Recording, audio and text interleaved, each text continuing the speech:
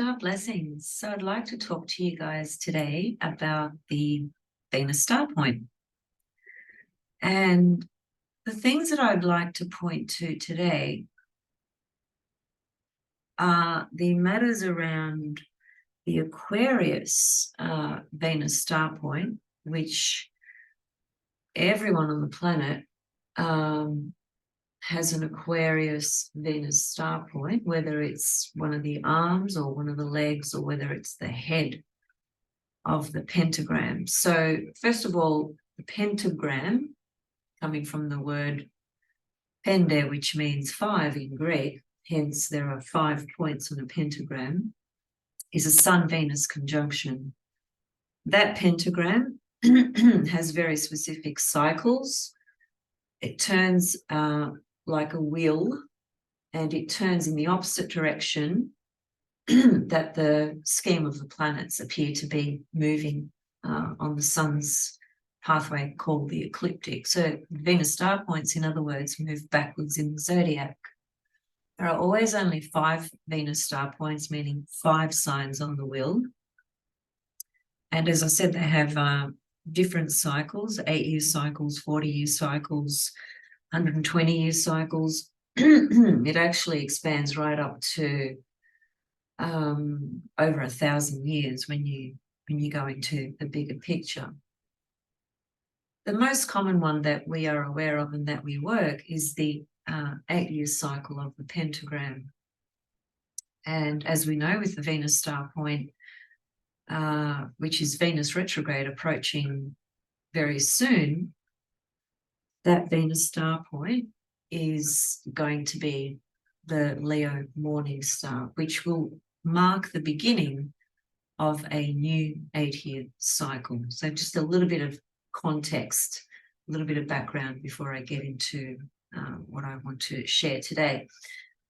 I've just been thinking a lot about the fact that so many people have an Aquarius Venus star point, including myself. Now, for those that are born from 1986 and onwards, that Aquarius Venus star point transitioned into Capricorn. So anyone born post 1986 will have a Capricorn Venus star point as opposed to the Aquarian Venus star point, because that's when it transitioned. Let me just show you. This is where it started, February 18th, 1890. There it is there, 29 degrees of Aquarius, born as an evening star. So that's where that VSP, Venus star point, began, the Aquarian one, right? So it was a long time ago because they move very, very slowly on the wheel. Each star point has a life of about 110, 120 years. So if this is a PDF from Ariel Gutman's website, which you can download yourself free as well if you're not aware of it. It's very handy. You can just save it on your desktop or save it on your phone, and you can just go to it anytime you want to check out all the different Venus star points, where they were, the degrees, whether it was a morning star, evening star, when they changed, so on and so forth. So just so that you guys are aware, in this column we have the date, then we have the time, and then we have the degrees, the sign, the minutes. D stands for direct, R stands for retrograde, D is the evening star, R, which is retrograde, is the morning star. And as you can see, they just follow this sequence: direct, retrograde, which is morning star, evening star, morning star, evening star. That sequence never changes, no exceptions. So if we scroll down to somewhere down here, about 1986, there it is there. January 19th, 1986, that 29 degrees Capricorn you see there is the transition of the Aquarian Venus star point on the wheel that transitioned into Capricorn, because the Venus star points move backwards in the zodiac, right? That's why we jumped from Aquarius to Capricorn. Capricorn is a sign before Aquarius, so the Venus start point is going to go to the last degree of the sign before it. That's what they all do. That's the pattern they follow. So as you can see, anybody born from that time there to the present has a Capricorn Venus star point as part of their pentagram. But anybody born before this year and month, their star point would be in Aquarius. And so I'll just show you, if we just go up a little bit to, here we go, 1982. There it is there at 1 degrees of Aquarius. If you're born between 82 and 86, you're still going to have an Aquarian Venus star point. Just because you don't see it in these columns, it is an Aquarian Venus star point because it doesn't change until 1986. Okay, so moving away from that for a moment. So there's the chart for the Aquarius Venus star point. That's the ingression of the Aquarius Venus star point, which started 18th of Feb, 1890. The reason I'm bringing all this up is because transiting Pluto will be and has been, for those of you born 1986 and onwards who have a Capricorn Venus star point, you would have experienced and still are, those of you born post 86, transiting Pluto conjunct your Venus, your Capricorn Venus star point. We've sort of come to the end of that, so I'm not going to focus on the signatures or significators for that. I'm going to focus today more on the Aquarius Venus star points and transiting Pluto, which has already been into Aquarius, but just recently went retrograde and doesn't get back into Aquarius until January 2024, Feb, somewhere around there. So anyone who has the Aquarius Venus star point is going to experience moving forward, transiting Pluto conjunct their Venus, Aquarius Venus star point. And I think that that is quite a profound passage and portal for all of us. So it's going to speak to the collective, but obviously it's going to speak to us individually as well. And it depends whether you have an Aquarius Venus star point as the head of your star, or whether you have it as an arm, or whether you have it as a foot. The arms, there are 2 arms and there are 2 feet or 2 legs, right? When you look at the pentagram, which is a star, it is a reflection of a human being, the head, 2 arms and 2 legs. So when we are looking at our pentagram in our chart, we are looking at it from the point of view, where is the head of my pentagram? That's my main Venus star point. That's where I'm coming from a deep heart, soul level. That's what I'm here to manifest and share. That's what I'm here to shine through. And my arms and legs, I have one receiving arm, I have one giving arm, I have one receiving foot, and I have one giving foot. This is terminology that Ariel Gutman has given to the arms and the legs. So she also calls them the feeding arm, or the feeding foot, or the receiving arm or receiving foot. So that it's think about the 5 Venus star points, the pentagram, as portals of energy that are receiving and feeding into. So receiving from others and feeding back into others. And the head of the pentagram kind of stands as its own entity or energy, if you like, because, as I said, it's fundamentally who you are here to what you are here to shine forth relative to what you absolutely deeply love. And it's also what reflects your most natural talents and abilities and creativity from a very deep heart soul level.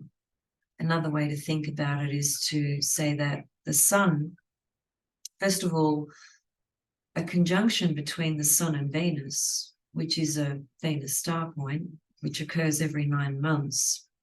It occurs as an evening star, and then it occurs as a morning star. And as I said, that sequence just continues on and on and on for infinity. So that alignment to the Venus star point, it occurs with the Earth involved, right? We don't really talk about the Earth when we talk about a Venus retrograde cycle, or when we talk about the Venus star point, which is a Sun-Venus conjunction, which happens every 9 months. We never make reference to the Earth, but the fact is that that conjunction between the Sun and Venus is in alignment relative to the Earth. When we have a morning star, which is the retrograde cycle, which is the one we are coming up to in August 13th, we have Leo Venus morning star being born, starting a new 8-year cycle. That is an alignment between Sun, Venus, and Earth. And at that stage, Venus is closest to the Earth, and it's called an interior or inferior conjunction. When it is an evening star, and it is referred to as a superior or exterior conjunction, that is when Venus is furthest from the Earth, so on the opposite side, if you like. So it is always a combination of Sun, Venus, Earth, right? So the Sun, which represents so many different things, personality, persona, your identity, and so forth, it is also the symbol of spirit. The symbol for the sun is a circle with a dot in the center, which is the symbol for spirit. So the sun also speaks to the spirit that we are, our spirit source energy. So the sun is a spirit, Venus is the cosmic heartbeat, and then we have the earth plane, which is where we live. So the Venus star point then is our spirit pulsating through the cosmic heartbeat, our own heart, love. And I'm not talking about romantic love, I'm talking about the deepest core, authentic sense of love. And it is that then manifests on the physical earth plane. So that's the Venus star point. It's spirit coming through the heart onto the earth plane. What are you going to do with that Venus star point? Just a few ideas to introduce to you in case you haven't heard about the Venus star point or you haven't quite worked out what it means for yourself. Now, even though the focus today is not about teaching what the Venus star point is necessarily, because I've got a webinar on that. So if you want to know more about the Venus star point, just email me, because I've got a 3-hour webinar that you could have access to if you wanted to, and it's worth it. It's a great webinar, if I say so myself. Anyway, getting back to the present. So I was thinking a lot about, as I said, transiting Pluto, which will go back to Aquarius early next year. It's already hit 0 Aquarius. So those of you who have an Aquarius Venus star point are experiencing this totally new portal of energy with Pluto on your Venus star point. Now, it depends when you're born, because if you're born in 40s, you're not going to get Pluto on your Venus star point for a few years, because if you're born in the 40s, your Venus star point is at about 12 degrees of Aquarius, something like that. If you're born in the 50s, I think it's about 8 degrees of Aquarius. And if you're born in the 60s, it's a bit less. And if you're born in the 70s, again, it's less. And then if you're born post 86, your Venus star point is Capricorn, not Aquarius. So it just depends what age you are. But there'll be many of you listening that would have an Aquarius Venus star point. And as I said, first of all, you need to figure out if it's the head of your pentagram or if it's an arm or a leg, receiving arm, giving arm, receiving foot, giving foot. Now, I've spoken about this program before, this one here called Planet Dance, and it's available online for free, which is incredible. It's a pretty complex program. There's a lot to it, and I really only use it for the Venus star point, which is fantastic because, as you can see here, what it does is it shows you the pentagram in the chart, right? And up here on the right-hand side, it actually outlines for you which is the receiving foot, which is the receiving hand, which is the head of the pentagram, which is the giving hand, which is the giving foot. These are the dates. Over here, you've got MS, which is morning star, ES, evening star. So it tells you here, for example, this receiving foot, which occurred on the 9th of the 1st, 2022, is a morning star. Now, what sign is that? It's Capricorn. That's a Capricorn morning star. You can't see it. This annoys me. These little 2 tabs here where it says afterbirth or transits, there must be a way to get rid of that. I haven't figured it out because it blocks out the signs, the symbols of the signs. And if you're not too familiar with the Venus star points and the pentagram and so forth, you probably won't know what those signs are. I know what the signs are on the wheel because I'm looking at this stuff every single day. So, it's ingrained in my in my psyche, as it were, and for a lot of you it will be as well. But anyway, this is the Capricorn one. So this is, as I said, it's called Planet Dance. It's online for free. You can download it. It's definitely worth downloading if you are interested in these Venus star points, or even if you just want an astrology software program for free. It's just brilliant that it's there available for all of us. So I just want to show you. So what have we got here? Okay, so this chart here and this pentagram that you see, this brings into focus the pentagram as we would view it and work with it after August 15th, August 13th, 14th, 15th, around there. It's August 13th, the date of the conjunction, Sun-Venus conjunction in Leo, retrograde cycle, which is the morning star, which is a brand new 8-year cycle. And this is the chart that reflects the cycle, meaning it's showing you that if you have a look over here, it says the head of the pentagram, which occurs on the 13th of the 8th. There it is there, 13th of August, is a morning star. As we know, that morning star is the retrograde cycle of Venus. That's what it is. And they've got an old symbol for Leo. You may not be familiar with that symbol, but that is actually the symbol for Leo. And there it is there at 20 degrees. We know that the conjunction between Sun and Venus coming up 13th of August is going to be 20 Leo. Now, don't worry about what it shows you here, because in order to get this sequence here, I had to choose a date. I had to choose 2 days after the actual conjunction, because when I chose the 13th of August, it would have at the head of the pentagram the Venus star point in Libra, which is the one we're coming out of. These details are important to understand because every 9 months we have a different sign as the head of the pentagram. Because, for example, last year in October, when the new Venus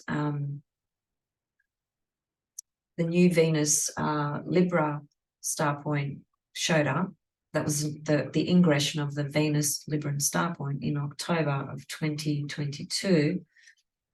That meant that the pentagram for the next 9 months was led by that Libran Venus star point. So it was at the head of the pentagram.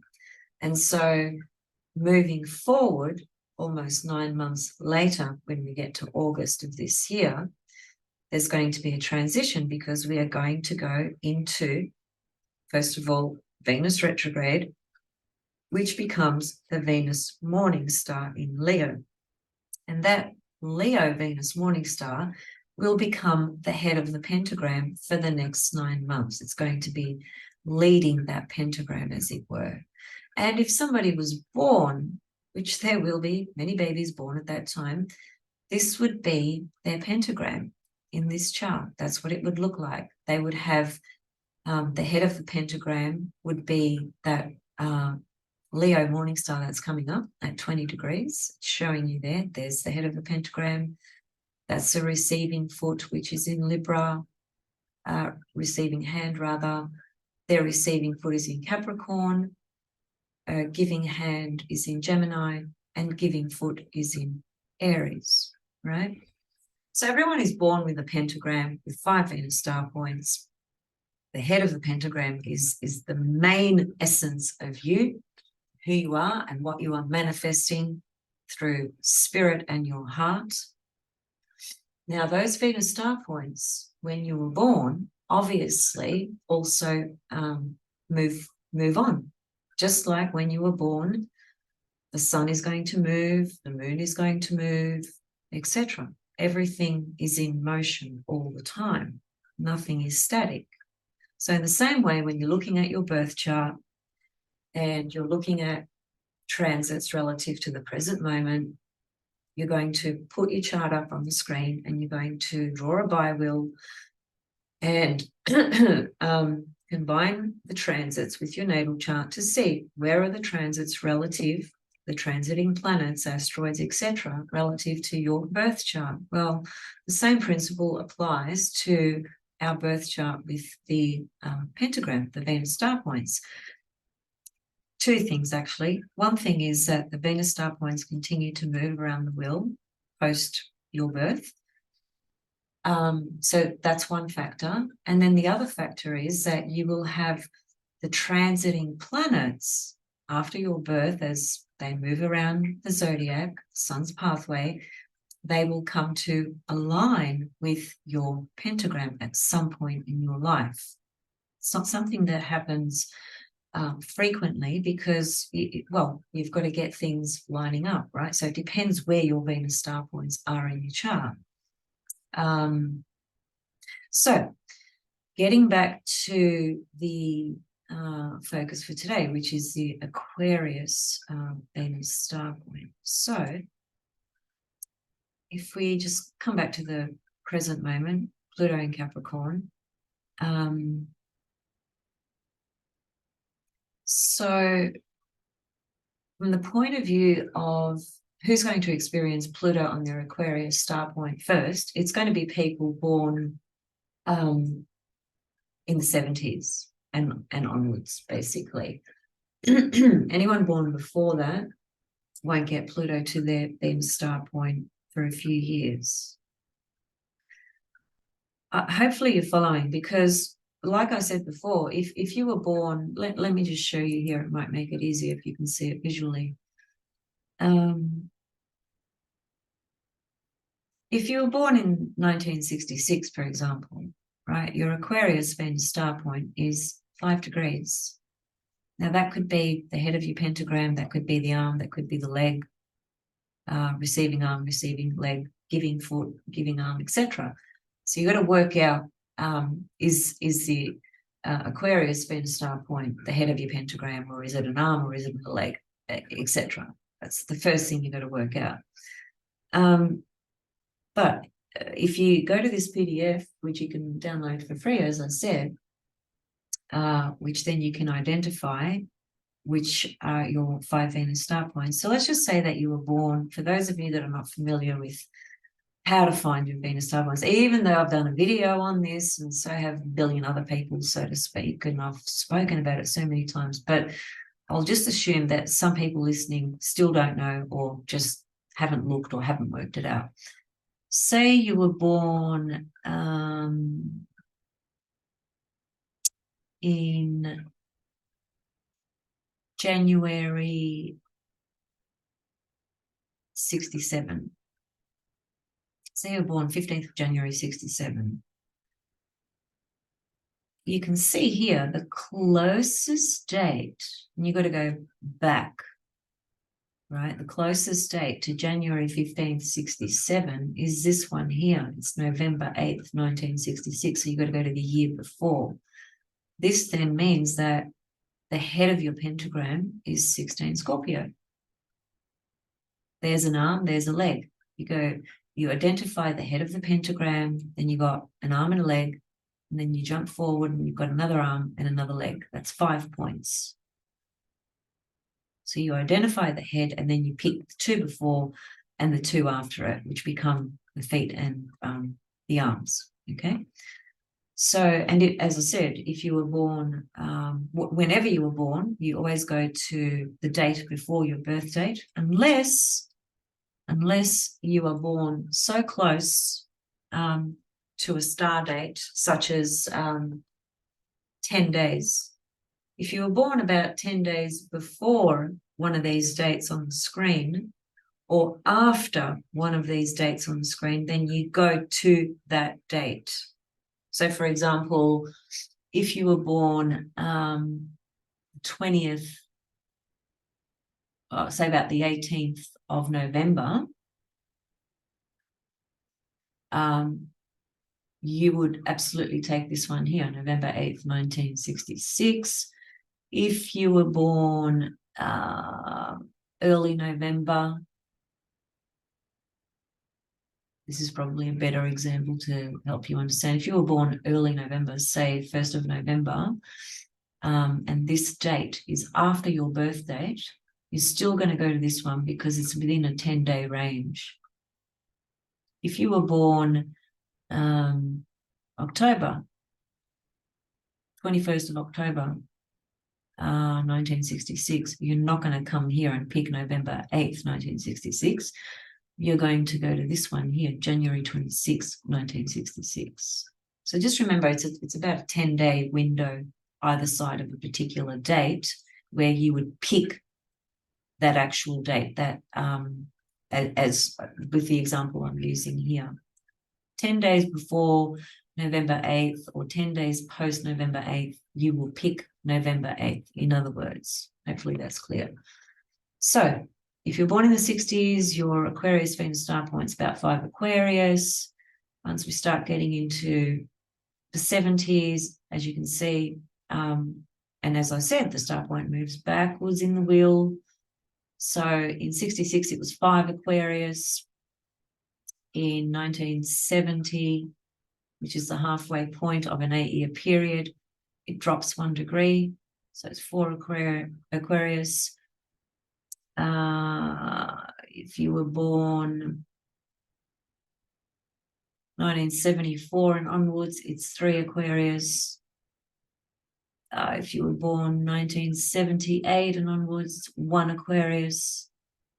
So think about, first of all, identify, where your Venus star point is relative to your birth date, and see, do you have an Aquarius Venus star point that's 1 degree? If you do, Pluto's right on it right now, even though Pluto's gone back into Capricorn, because that is so close to 1 degree of Aquarius.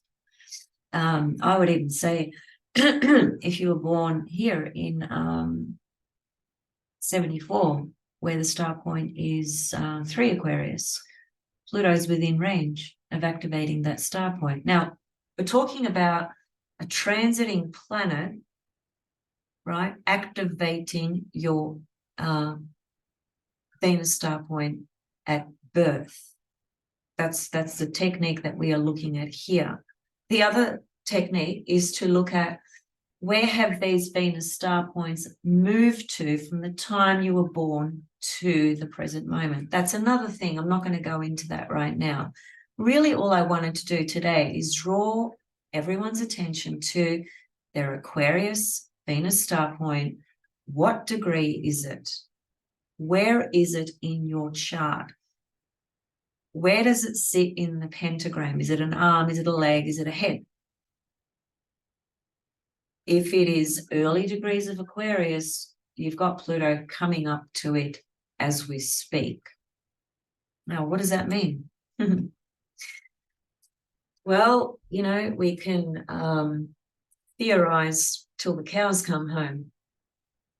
And obviously the starting point is to have a basic understanding of the archetypes and a basic understanding of Venus star points and a basic understanding of transiting planets. So the combination of all of that is what will start to draw the picture for you.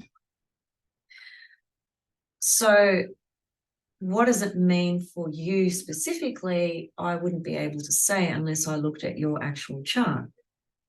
But you can certainly start reflecting on it and thinking about it yourself. And that's what I would encourage you to do. But I will just throw in a couple of pointers to consider. And that is that, first of all, we are dealing with Pluto and Aquarius.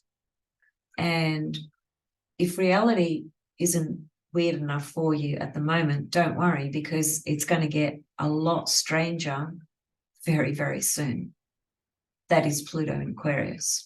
And we've got 20 years of this very odd reality. Now, some key words for Aquarius, which I think are useful to just have in the back of your mind when you're thinking about Aquarius. Let me just shut a window down that I forgot to. Aquarius, okay, so, well, first of all, it's ruled by Uranus. In traditional astrology, it is ruled by Saturn, but in evolutionary astrology, it is ruled by Uranus. I tend to look at both. Both are important. Let me just leave it at that without going into a lecture about what the differences are. So Aquarius, the themes are individuality, individuation. The term individuation, I think, was coined by Jung. I think, I might be wrong, but I'm pretty certain it was. And in Jeffrey's work, Jeffrey Wolf Green, he brings up the term individuation a lot throughout his material and books and lectures and so forth. And my understanding, at least, in the way he refers to individuation, he relates it to Aquarius and Uranus. And it is, very simply put, it is that part of us that wakes up. Wakes up to what? Wakes up to our authentic self. That's it in a nutshell.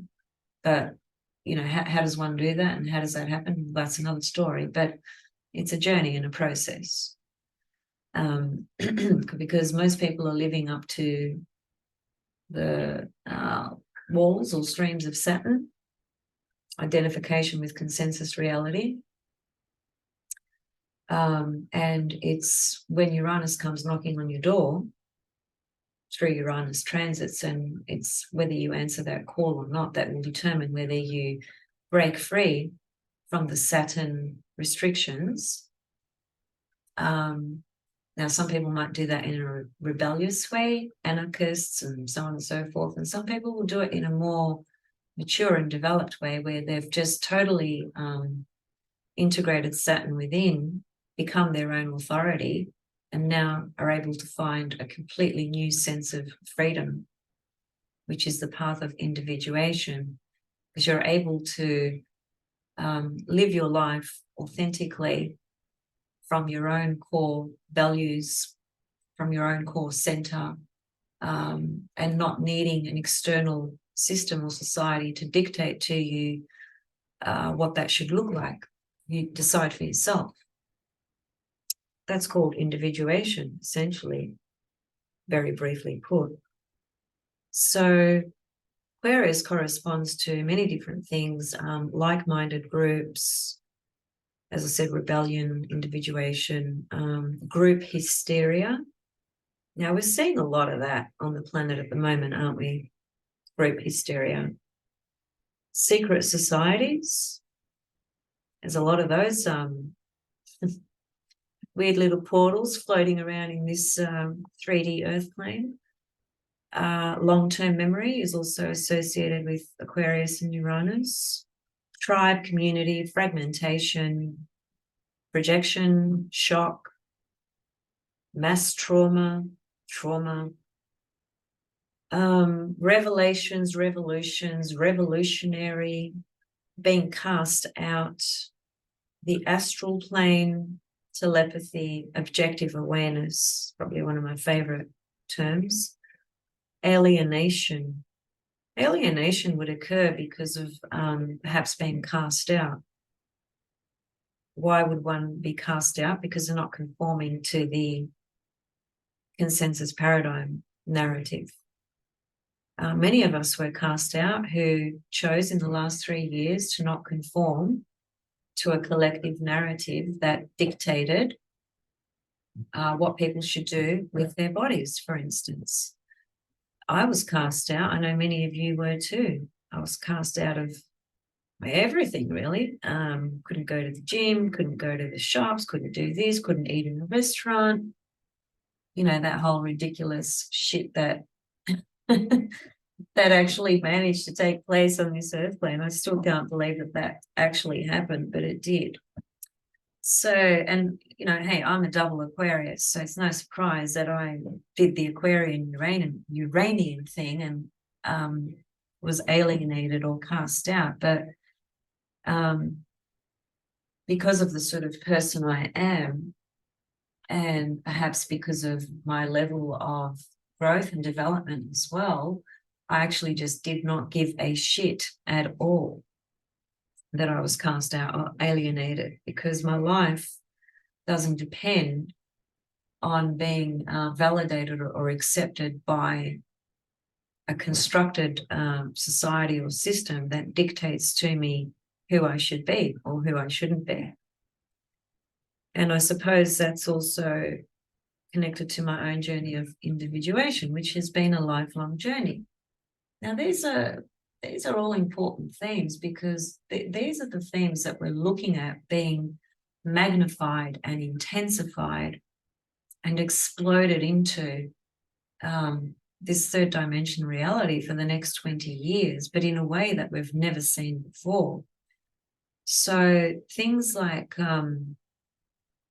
conflict and power struggles are very typical of Pluto through any archetype, because Pluto at that 3D level, personality level, shows up very much in power and the desire for that power, the desire to control, the desire to manipulate, the desire to overpower whatever it is. So in Aquarius, you can see that flying around left, right, and center in different groups. And Aquarius is the archetype that corresponds to groups.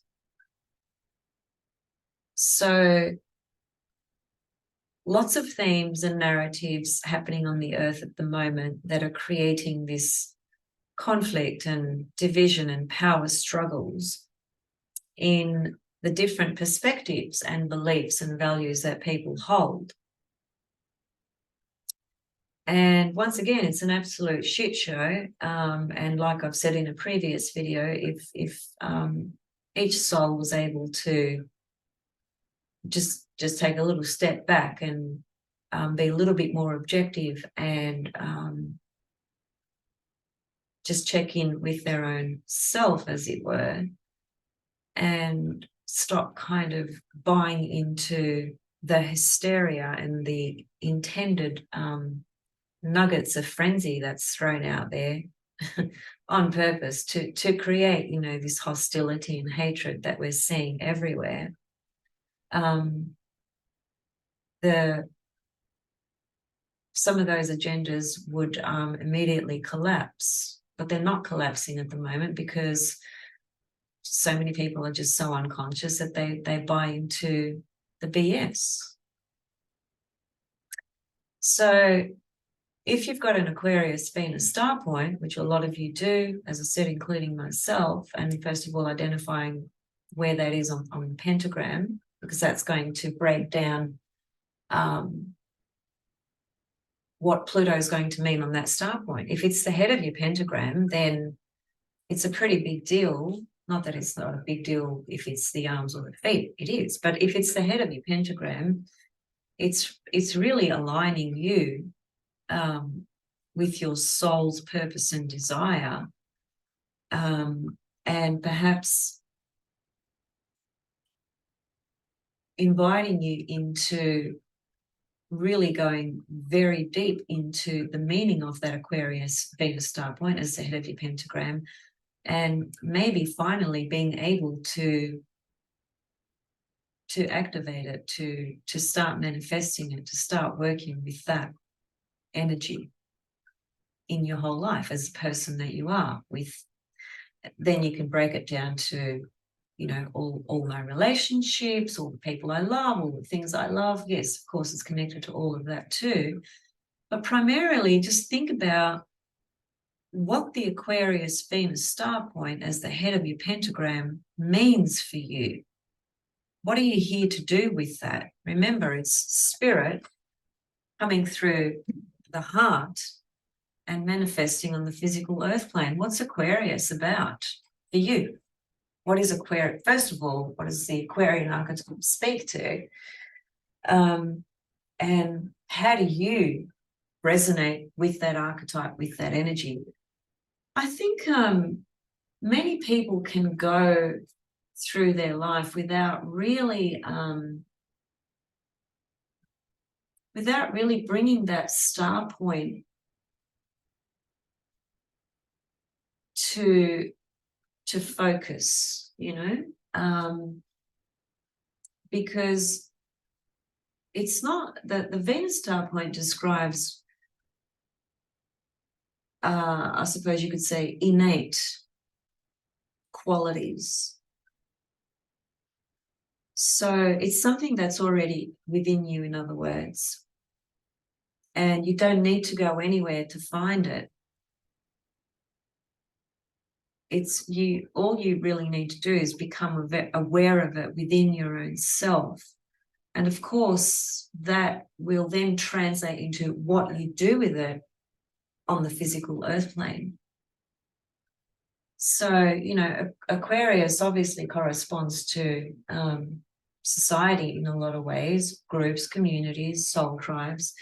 It's the inventive mind, thinker, futuristic thinker. It's about the individual that might be an advocate and supporter of, you know, very specific communities in the world, you know, really matters of justice and equality and fairness are usually really important to the Aquarius Venus star point soul. So yeah, it just depends on you, who you are, and obviously the rest of your chart as well, because your Aquarius Venus star point might be conjunct, you know, a planet in your chart or one of the nodes, or it might be on your ascendant or your midheaven or your descendant or your IC, meaning the four angles of the chart. So, you know, there are all these layers that need to be considered relative to the interpretation and the understanding of your Aquarius Venus star point, or any of your Venus star points. But the focus today is around Aquarius. So I think from a collective level, because we've got this, there'll be a stream of various age groups that have the Aquarius Venus star, that were born with the Aquarius Venus star point on the wheel. And some people are going to be much younger and some people are going to be much older. And the older generation, we're talking about, you know, 70s and 80s and 90s. depending on what goes on in the world from the point of view of social security. We call it social security in Australia. I'm not sure what you guys call it in the US. It might be similar. I suppose it probably is similar. I'm specifically referring to government systems that support humans, in different ways, whether that's through healthcare or pensions, or assistance when one is unemployed, those sorts of things. That's all governed by Saturn, but it also connects to Aquarius as well. So we can see there's been like a big wave of changes. I think, in Europe specifically, there's been some devastating implementations of laws, and I don't quite know the details, so I don't want to speak too much to it because I don't want to say anything that's incorrect. But I do recall seeing that there was it in France? I think it was in France. I think in Germany as well. But I definitely know it was in France, where they wanted to change the age for when one would get a pension. One was eligible for a pension and things like that. Healthcare systems worldwide. I know that the healthcare system in the USA is pretty appalling, and that's no offense to anybody, because I know a lot of you are from the US, but I'm sure you probably all agree. The medical system in Greece is appalling as well, the healthcare system. If you don't have money, it would be just diabolical, be really, really bad. If you had like some serious health matters to contend with and you had no money, you'd pretty much be screwed in Greece. And I think it's the same in America, really. In Australia, we've still got a reasonable healthcare system, pretty good in a lot of ways and pretty shit and shabby in a lot of other ways too. So it's far from perfect. But these sorts of issues are very important, obviously, but also are going to be very important when Pluto gets into Aquarius.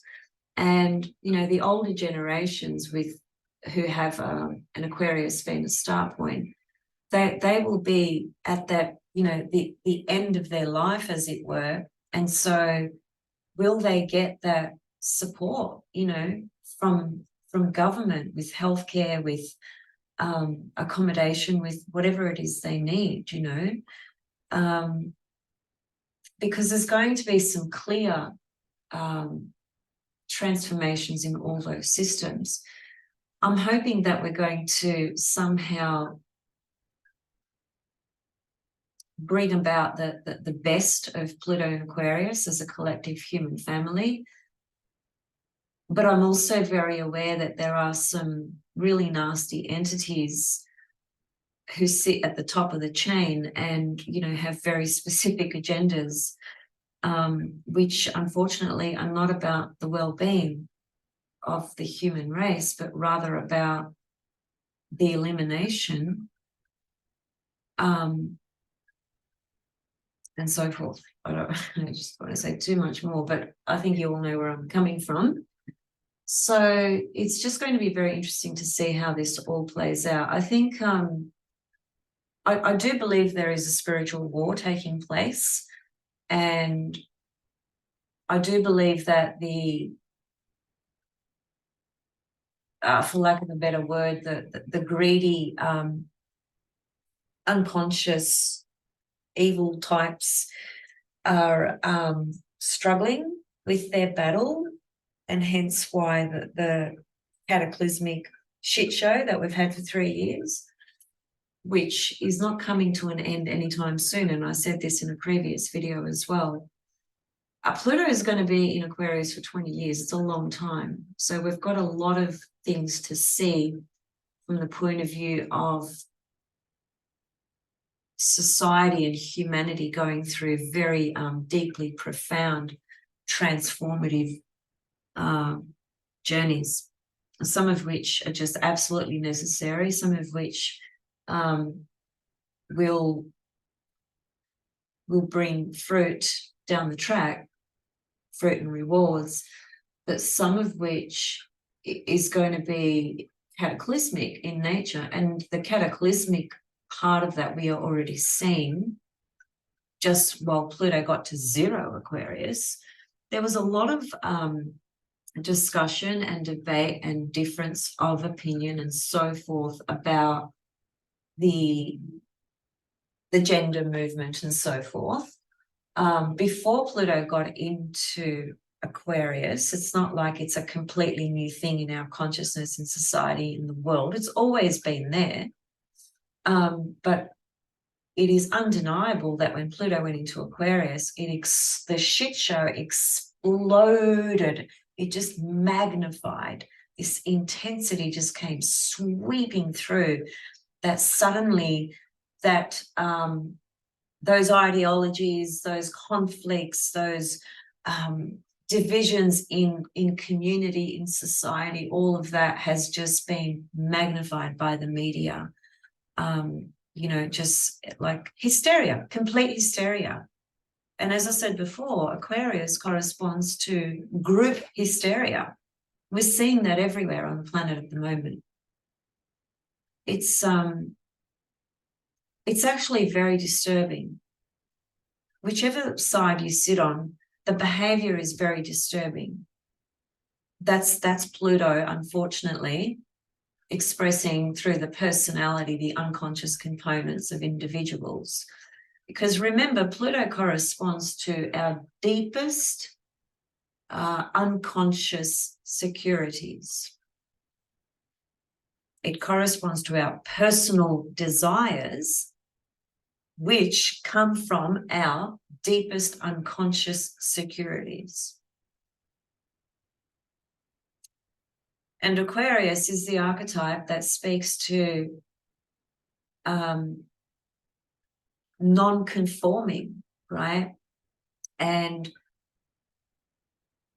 you know, needing to be different. And if that means identifying with this and identifying with that and blah, blah, blah, then that's what it's going to mean. It's, you know, it's got to break that that consensus hold, if you like. It's got to break through all of that, and that's going to cause a lot of disruption, as it is, as we can all see. Because anything that's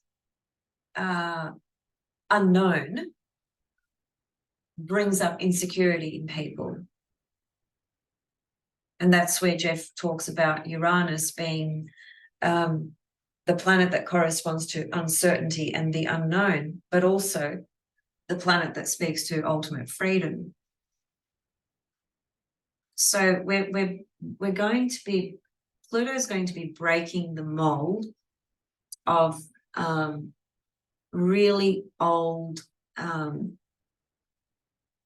patterns of conditioning in our psyche. And for that to be metamorphosized and transformed, it's you know, it's exploding through a collective ego. So that's why we're seeing the shit shows, you know, sadly. And again, that's why it comes down to one's own objective reality, objective awareness, objective perspective, as opposed to just, you know, diving into a collective hysteria or a group hysteria because of what's being presented. It's very disturbing, a lot of the stuff that's going on. But anyway, on a personal note, with Pluto aspecting your Aquarius Venus star point, this is a really, it just feels to me like it's such a deeply powerful portal for your soul's mission, you know. Think about if you were a practitioner of some kind, whether you're an astrologer or some type of healer, for lack of a better word, or just some type of practitioner, where you work in an industry, in a field that deals with helping other people through therapeutic practices or whatever it is.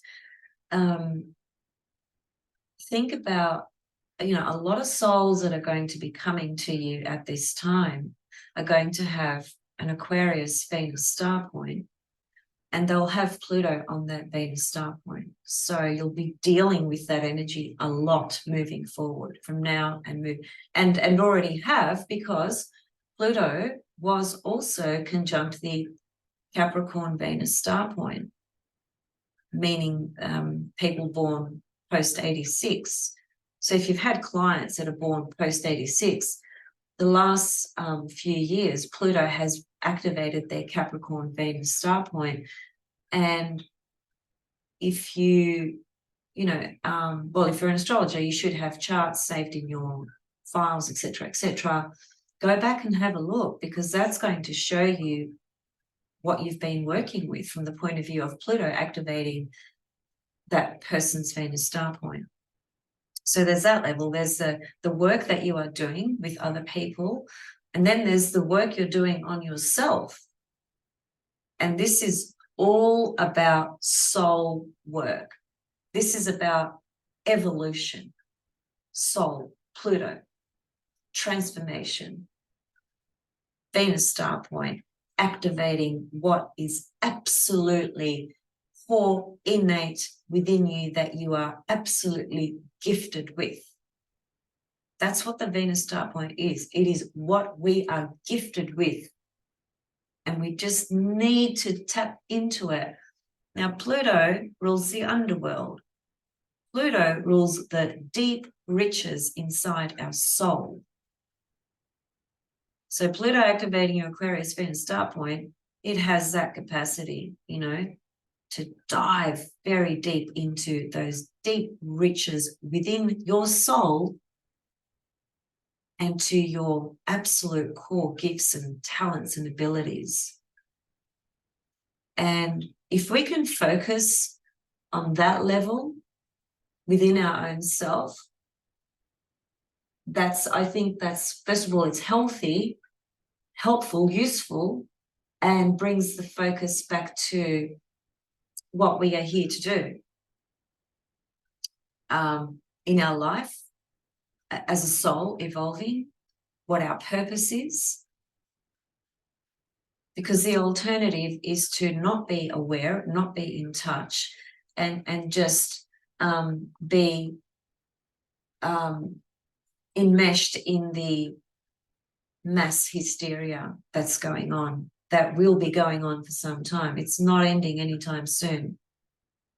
And now that Pluto has gone back into Capricorn, there's going to be an escalation of these crazy stories that are taking place, capturing people's awareness and focus and thoughts, and disrupting and disturbing everyone. Because when there's disruption and disturbance, maybe not disruption, because disruption is Uranus, and disruption is good because it breaks the mold of the old conditioned patterns in our own psyche that actually don't let us, or as it were, don't allow us to grow and evolve past a particular belief, ideology, psychic pattern in our mind, body, soul, etc. So disruption is okay, but most people don't deal with it because it's Uranus and comes in as a shock, right? No one likes shock, really, at the end of the day. So let's go back to the word, what did I use? Disruption or disturbance? Yes, disturbance. So when you create disturbance in the psychology of the human race, you create anxiety, fear, anger, paranoia, judgment, hatred, all the lovely things, eh? So yeah, that's what happens at a collective level, right? Imagine if these systems that are, adamant about keeping their claws in to dictate and control the planet, the narrative on the planet, everyone's life and so forth. Imagine if they miraculously became conscious and woke up to the truth that love is the most powerful thing, and love heals everything, love unites everything, and in and through the acceptance and embodiment of love, we can achieve a lot more, because we're not trying to kill each other. We're actually working together. We're actually respecting each other.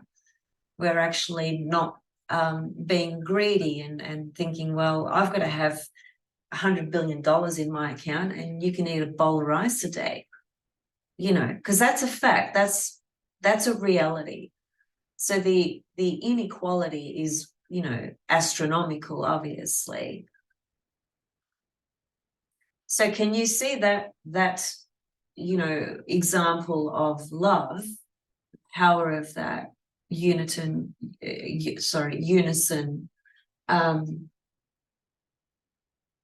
being the dominant force tomorrow, next year, in 10 years? Highly unlikely.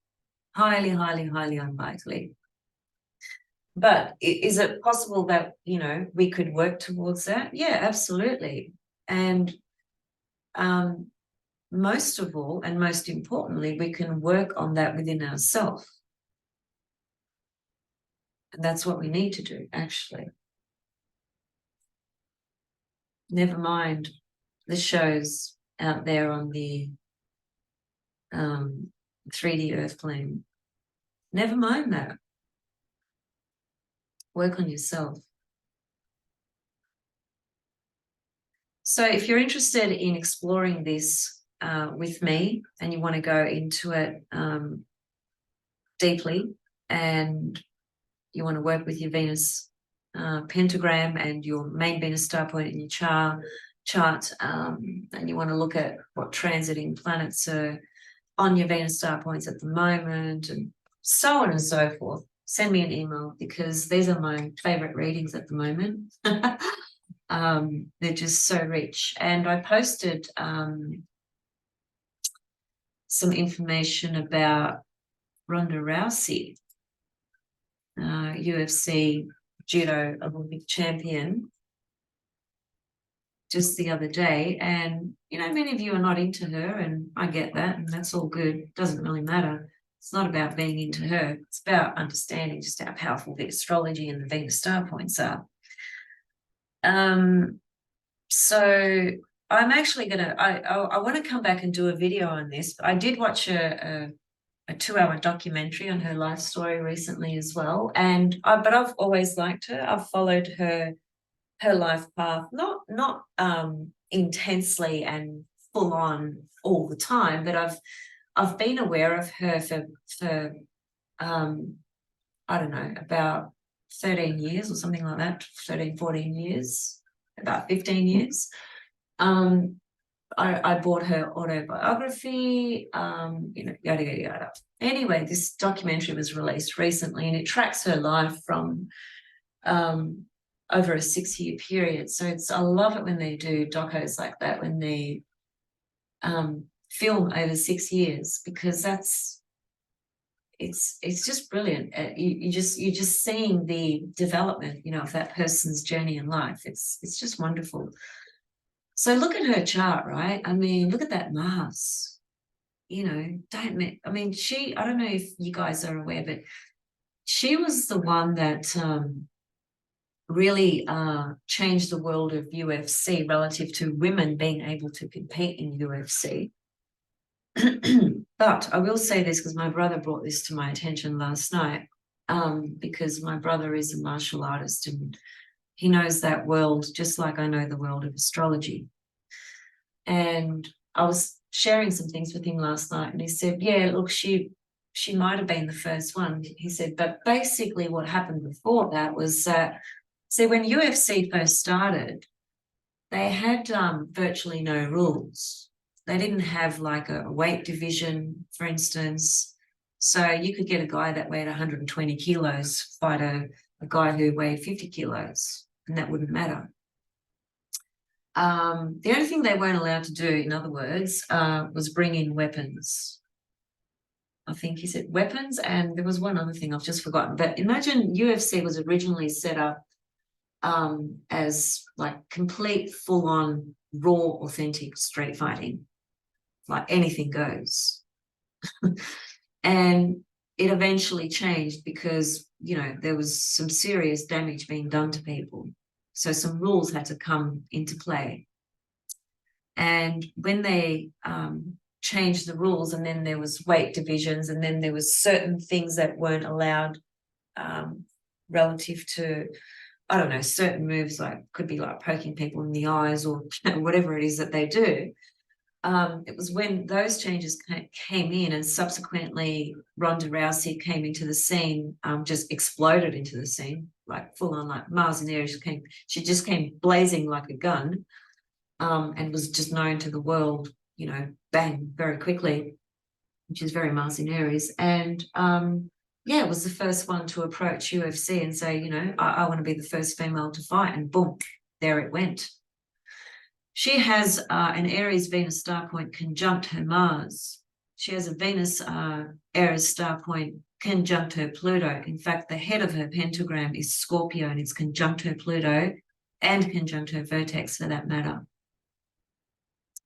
I'll come back and do a video, but I just wanted to, in case you didn't see the post, I just wanted to show you guys that, and I'll do this properly in a full video because there's a lot to say about this chart, this individual, her success and victories and journey and pain and suffering, because there's a lot of different things about her life.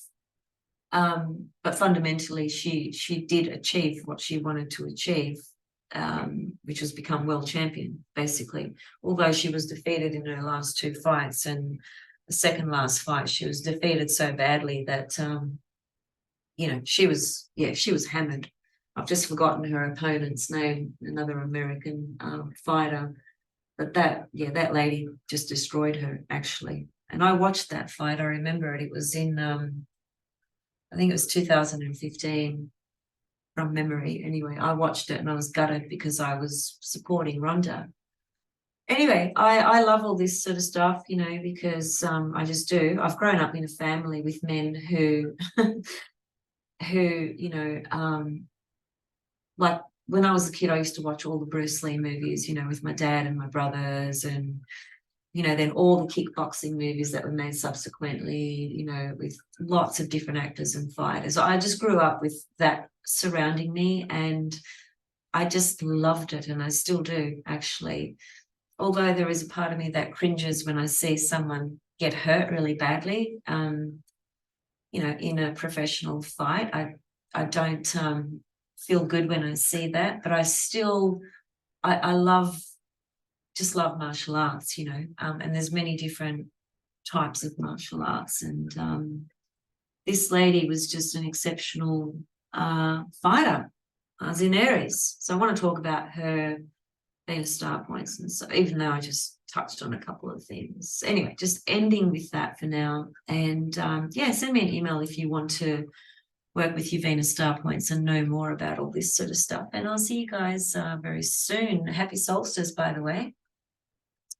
Most of you are in the Northern Hemisphere lapping up the sun, and I completely envy you because I'm in the heart of winter, and I appreciate winter from the level of Gaia, and the need for change and the seasons and so forth. I have tremendous respect for that, but from a physical level, I absolutely hate winter.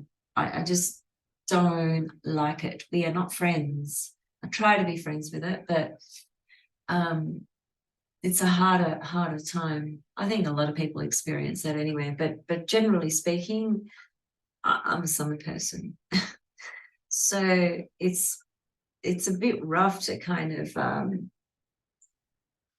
feel, whatever you guys are feeling with spring and summer, being out there, feeling the soul rays on your skin, and just doing the Leo stuff. Leo is all about having fun. Anyway, such is life. See you guys soon. Thanks for listening.